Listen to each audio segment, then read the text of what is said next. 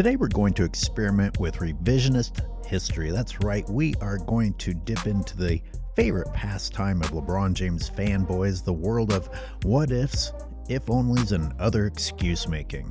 Except in Jordan's case, he doesn't need excuses, but we're still going to play what if.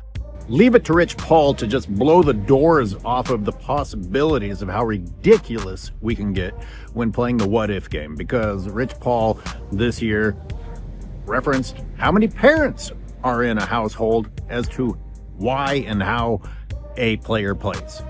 So in a future episode, we'll do something such as, what if Jordan had had 4 parents? Holy shit. Maybe Jordan would have been better with 0 parents, since 2 parents made him selfish, according to dipshit Paul.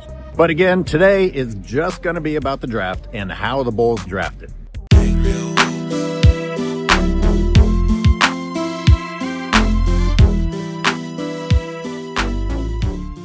When you look at this championship starting 5, how many people realize that 4 out of 5 of those players were drafted by the Bulls? And the 5th guy they got by trading away someone that they drafted? And Jordan was the first of those 5 guys to arrive on the team, which means he had to wait for the rest of the team to be assembled via the draft. Now, these guys were fine. I mean, it worked out. Good for them. It's not to take anything away from them. But have you looked at what it could have been? Have you looked at who was still available in the draft selection after the Bulls made their picks? It might surprise you. People give Jerry Krause a lot of credit for assembling a Bulls roster that could win these championships.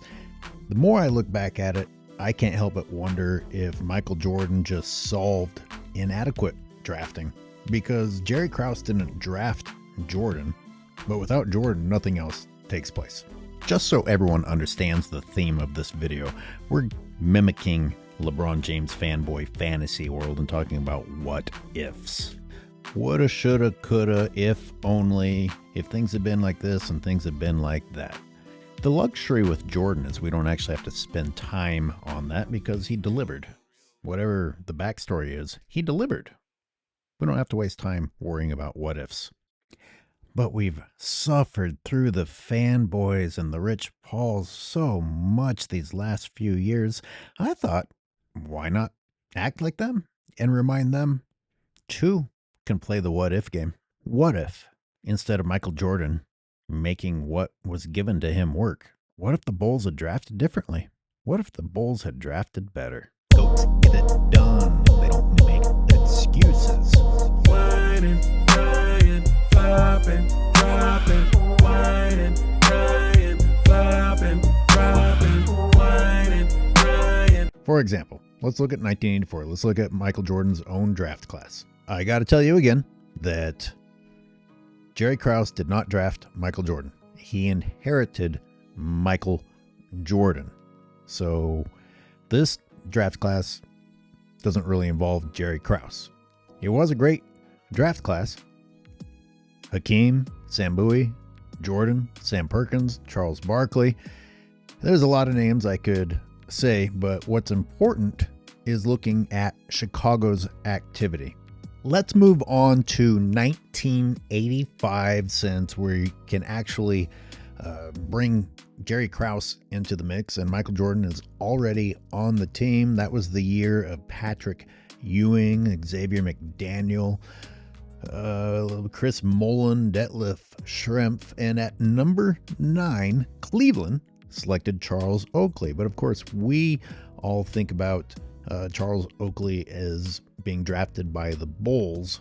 Well, look at number 11. Chicago chose Keith Lee, and what went down is that Oakley was drafted with the 9th overall pick in the 85 draft by Cleveland, but his draft rights were traded to the Chicago Bulls alongside Calvin Duncan for Enos Watley and Keith Lee.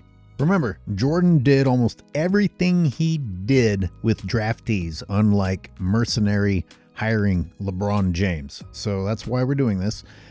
Let's look at what might have been if instead of going with Keith Lee, Chicago had taken who came at number 13? Karl effing Malone. That's right. The genius Jerry Krause could have gotten Karl Malone at number 13. The genius Jerry Krause could have gotten Joe Dumars, who was selected at number 18. He could have gotten AC Green, selected by the Lakers, 23rd pick. Were those guys any good? Well, Jordan would end up having to face them in the finals, each of them.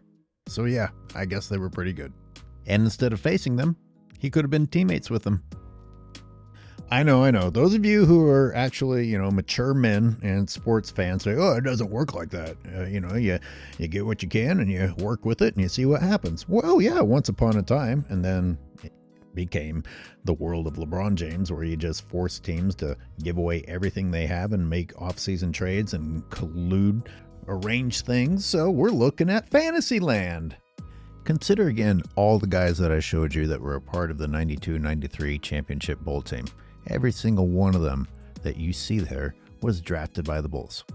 When the Cavaliers made it to the finals in 2007, LeBron James only had one teammate that had been drafted by the Cavaliers. He'd been there since 1996 and was already an all-star before LeBron James arrived on the team. LeBron didn't have to wait for the Cavaliers to slowly draft a team that would work or see if LeBron could make it work. Nope, they got busy trading and signing free agents. During LeBron's first stint in Cleveland, the Cavaliers made 25 player trades and also engaged in additional free agent activities, such as signing Larry Hughes and Donyell Marshall. Let's go to the 1986 draft. Brad Daugherty, Len Bias, Chuck Person, Kenny Walker, Ron Harper, drafted to Cleveland, Brad Sellers, John Sally, Del Curry, there's Steph's dad. This means that Chicago, instead of taking Brad Sellers, could have taken John Sally. They took Brad Sellers at number 9. Arvydas Sabonis, chosen 24th by Portland. Imagine Michael Jordan having a real center to take the pressure off of him. Number 25, Mark Price. Number 27, Dennis Rodman. Okay, so Chicago gets another pick at number 28. Larry Kristokowiak. Okay, well, who comes after that they could have drafted? Jeff Hornacek. The guy that people love to hate on. Well, Jeff Hornacek ended up being a name with a championship contending team. I wonder what Michael Jordan could have done with him. It is the world of what ifs, right? Number 60, Drazen Petrovic. Let's look at 1987. This is when David Robinson came in and turned things around for San Antonio. A huge turnaround for that franchise that people really don't talk about very much. We see Scottie being selected by Seattle. We see Sacramento selecting Kenny Smith. Kevin Johnson, whom Jordan would end up facing in the finals when Kevin Johnson was playing for the Suns. And we see Horace Grant at number 10. And we see Reggie Miller for Indiana at number 11. Muggsy Bogues. Let's go back up because obviously this is the year of Scottie Pippen and Horace Grant for the Chicago Bulls. So Seattle and Chicago traded immediately during draft day in order for Scottie to end up going to the Bulls. Now, in order for Chicago to have number 8 and number 10, they had to be patient for a few years. That means that Michael Jordan was suffering through working with what he had instead of the Bulls scrambling to assemble a championship team immediately. But probably more interesting than all of that is Chicago having number 8 and number 10 available. They could have taken Reggie Miller. They could have taken Reggie effing Miller. Don't tell me that Jerry Krause was some sort of a genius. Let's see some other interesting names. Mark Jackson. Mark Jackson ended up being Rookie of the Year. He was still available. He was available later in the draft, as was Reggie Miller, and both of them ended up on the Indiana Pacers team that almost stopped the Bulls in the Eastern Conference Finals. Let's look at 1988, because obviously that's the year that the Chicago Bulls won their first championship, now that they had Scottie Pippen there to save them. Scottie the savior, the miracle basketball player. Pippen, oh wait, no, they didn't. I guess it was Will Perdue, who Chicago drafted 11th overall, was the reason that the Chicago Bulls improved, since LeBron fans want to instantly credit anyone who joined the team with any improvement. So let's give it to Will Perdue and not Scottie Pippen. Let's look at the rest of that draft class. Danny Manning, number 1. Rick Smits, number 2.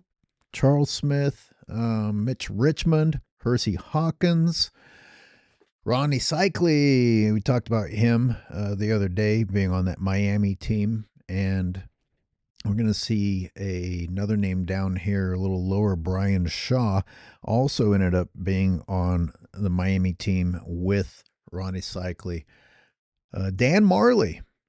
Dan Marley, another player that Michael Jordan would end up facing in the finals on that Phoenix team. We already mentioned that Chicago took Will Perdue. That means Dan Marley was available, and Chicago chose Will Perdue instead of Dan Marley. Okay. Sack chose Rick Barry.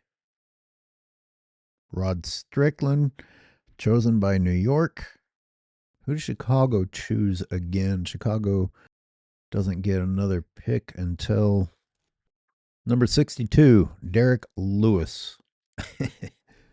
I missed a couple of notable names in there, Vernon Maxwell being one and Steve Kerr being the other. Steve Kerr, chosen 50th overall by Phoenix and remaining in obscurity until he was traded to the Chicago Bulls many years later. So yeah, amazing Steve Kerr, drafted 50th overall and living in obscurity until being on Michael Jordan's team. But I'm sure it was Steve Kerr that, made Michael Jordan improve.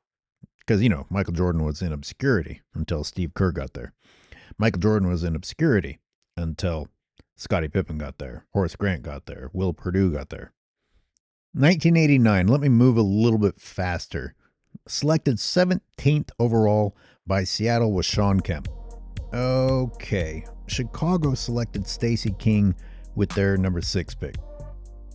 Can you imagine the luxury that Michael Jordan would have had with Sean Kemp? Also players overlooked by Jerry Krause and the Chicago Bulls. Tim Hardaway, who was selected by Golden State at number 14.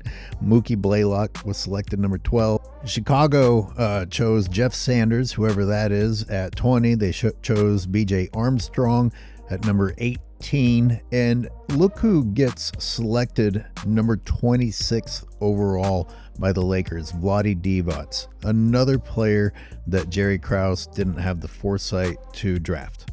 Anyway, the Bulls improved a little bit more, so I guess in 89 it was Stacey King who lifted Michael Jordan, right? First Will Perdue, then Stacey King. 1990 might be the best draft year. I know there have been a lot of great examples so far, but this might be the best draft year to show the difference between the Chicago Bulls and Michael Jordan and LeBron James and every team that has tried to appease him, because the Chicago Bulls didn't get a pick until number 29, and they chose Tony Kukoc, who didn't join the team until the 93-94 season. You imagine LeBron James tolerating any team that he's on investing in the future? Oh, someday we're gonna like to have this guy, but we're gonna use our draft pick on him now, but we won't see him for many years. In fact, Michael Jordan didn't even play with Kukoc when Kukoc arrived because Michael Jordan was retired. And people want to pretend like that Chicago Bulls team was the exact same team and Scottie Pippen led them to a decent record. It was a very, very different team. Anyway, that was number 29. 1991, the year that the Chicago Bulls finally win it all. And that has to have been the year that Scottie Pippen joined the Bulls, right? Oh, God, LeBron fans are dumb. No, the real difference maker was the Chicago Bulls bringing in Mark Randall at number 26 in the draft. Everybody remembers Mark Randall, right? But I will tell you who did join the Bulls. Scott Williams, who was an undrafted player. It must have been Scott Williams that got Michael Jordan over the hump. Anyway, 1991 was also the year that Larry Johnson came into the league. Kenny Anderson, Mutombo, Steve Smith, Stacey Augmon, Dale Davis. Well, since the Bulls won again in 1992, they must have done some huge offseason moves or landed another amazing draft pick. Maybe they drafted Scottie Pippen again, since that's the only reason that Jordan won. By the way, that was the year that Shaq, Mourning, Leitner, and Leitner not so much as those first two, but Robert Horry, Harold Miner, lots of young talent coming in. So what did Chicago do? Chicago, all the way down to number 27 again, before they get to pick Byron Houston. Byron Houston got them that 1992 ring, and they drafted Corey Williams at number 33. God, the things that the Chicago Bulls did for Michael Jordan to get him his rings. It's just amazing. And look at that. P.J. Brown was available when they took Byron Houston. In 1993, the Chicago Bulls won again, completing their first three-peat. So that's obviously the year that the Bulls drafted Scottie Pippen, miraculously, for the third time. Oh, man. Okay, so this is the year that Chris Webber came in, Sean Bradley, Penny Hardaway, Jamal Mashburn, Isaiah Ryder, Bobby Hurley, Vin Baker, Allen Houston, Scott Burrell, chosen 20th overall by Charlotte. He would eventually join the Bulls years later. Anyone remember Scott Burrell prior to being Michael Jordan's teammate? Chicago chose Corey Blount at number 25. Who came later in the draft that year? Nick Van Exel. They could have gotten Nick Van Exel. You know what they really should have done? They should have sold away their future to bring in Shaq to play alongside Jordan. Obviously, I don't really think they should have done that. We didn't like the scales being tipped back then. No one rooted for that. It would have been interesting to see. And guess what? Jordan and Shaq would have gotten a lot of rings, and it would have been unfair. But that's the only reason I'm bothering to mention Shaq. Shaq was first in the draft. The Bulls had no shot at him unless they were going to go after him in free agency. But it just shows how different things are. LeBron fans want every unfair advantage that there is, and they have no shame in pursuing it. Well, he wasn't ring chasing, and Jordan had had enough for multiple reasons. After winning 3 in a row, Michael Jordan retired. But Scottie Pippen was still on the team, and he's the reason that they won, so obviously they went ahead and won the 93-94 season. After all, they now had superstar Tony Kukoc. Surely Pippen could win with Kukoc along his side, since Pippen's the one that made Jordan so good. Oh, no, Kukoc didn't win anything until Jordan returned. This little what-if exercise that I did was just looking at if the Chicago Bulls had drafted a little bit better, if they had chosen people who came later in the draft when they were available and they didn't select them. I didn't even get into if the Bulls had spent money or given up a bunch of future draft picks or things like that in order to help out Michael Jordan. No, Jordan had to be patient. Jordan had to work with what he had. And yet with LeBron James, where teams have bent over backwards to give him whatever he wants, all we hear is that they didn't do anything for him. Declarations or confessions. as Rick Bucher says. Once again, the LeBron James narrative is the opposite of reality. Thanks for watching, everyone. Did you find this interesting? Remember, this was only altering if the Bulls had drafted who was still available in the draft differently. I'm not talking about taking the number 1 overall pick every year magically. These people were available. Anyway, what if this and what if that? We could play this game until our imaginations ran dry, but that's not what we do. Because Jordan was a winner, not an excuse maker. All right, bonus time for those of you who haven't tuned out entirely. Here are a few more interesting names that I saw while making this video. Also in the season that the Bulls invested in the future instead of helping Jordan right then and there, the season that they got Tony Kukoc, but then didn't actually get Tony Kukoc, they could have gotten Antonio Davis, who ended up being some muscle and a bruiser for Indiana. The Indiana Pacers, who would give the Bulls a little heartache in the playoffs with Antonio Davis on that team. Cedric Ceballos also came later in the draft of that year. The Bulls also missed on Cliff Robinson, who was selected by Portland, 36th overall in the 1989 draft. Michael Jordan would end up facing him in the finals. Could have been a teammate. Chicago Bulls could have taken Rod Stick. Chicago Bulls could have had Rod Strickland, who was chosen 19th overall. Instead, Jordan would end up facing him. Dennis Rodman wasn't picked up until number 27, which means that if the Chicago Bulls had chosen him instead of who they did pick, Jordan could have had him as a teammate much earlier on. They chose Brad Sellers at number 9. That was the same season that Dallas got Mark Price at number 25. Kevin Duckworth, chosen number 33. Otis Smith, chosen number 41. Instead of having to face Joe Dumars in the finals, Chicago could have gotten Joe Dumars with the 18th pick. Instead, they chose Keith Lee. Did I already say Jerome Kersey, who was chosen by Portland, number 46, the same year that Michael Jordan was chosen? Chicago chose Greg Wiltner at number 43 instead of getting Jerome Kersey, because LeBron fans want to live in the world of what ifs. Well, if Chicago had drafted differently, instead of selecting Ben Coleman at 37, and they had another selection of 43, Greg Whitler, sorry if I pronounced that incorrectly. Well, Portland took Jerome Kersey at number 46.